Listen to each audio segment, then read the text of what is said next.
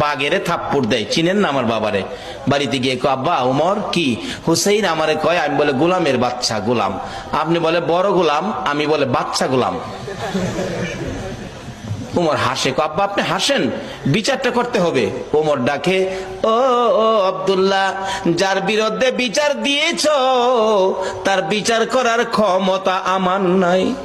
রে আব্দুল্লাহ, যেই নবী সেজদায় গেলে হুসাইন নবীর ঘাড় মোবারকে বসে থাকে, হুসাইন গার মুবারকে বসে থাকলে আমার নবী নামাজের তাসবিহ 5 বার 7 বার 9 বার 11 বার হুসাইন নামে না।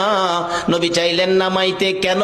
আল্লাহনি প্রশ্ন করে বসে, বন্ধু গো, নামাজের সেজদায় গিয়ে নাতি কাঁধে লইয়া পড়ে আছো, নাতি পাইয়া কি আমি আল্লাহর কথা ভুলে গেছো?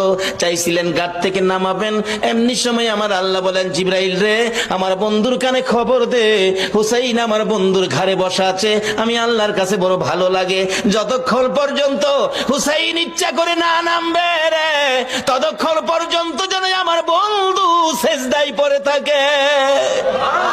এই হুসাইনের বিচার করার ক্ষমতা আমি উমরের নাই। না বাবা, বিচার করতে হবে, যাও জুমার দিন বিচার হবে মসজিদে নববীতে। উমর রাষ্ট্রপতি মিম্বরে উঠে ঘোষণা দিলেন, হুসাইন আছেন? হ্যাঁ। আমার ছেলেরে গোলামের বাচ্চা গোলাম কইছেন? হ্যাঁ কইছি। তা আমি তো রাষ্ট্রপতি, আমি তো কোনো গোলাম না, আমারও গোলাম কইলেন, ছেলেরে বাচ্চা গোলাম কইলেন, কই গোলামি করলাম? ও ইমাম হুসেইন আঙ্গুল ইশারা করে বলে, ওমর, আমার সামনে বড় কথা কইেন না, আপনি কি আমার নানার গোলামি করেন নাই?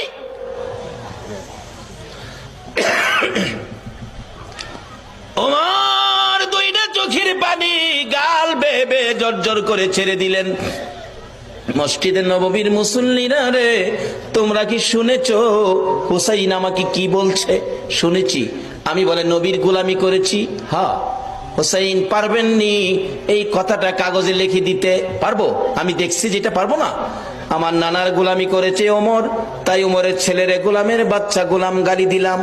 ওমর এই চিঠিখানি হাতে লইয়া ডাকে, মসজিদে নববীর মুসল্লিরা রে, আমি নবীর গোলামি করেছি, প্রমাণ দিয়েছে ইমাম হুসাইন, আমি ওমর আর কোথাও কোনো ভয় করি না।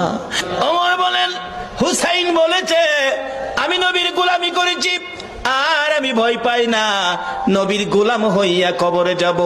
ও মুসল্লিরা, আমি ওমর যদি মৃত্যুবরণ করি, হুসাইনের চিঠির মর্যাদা দিলেন ওমর।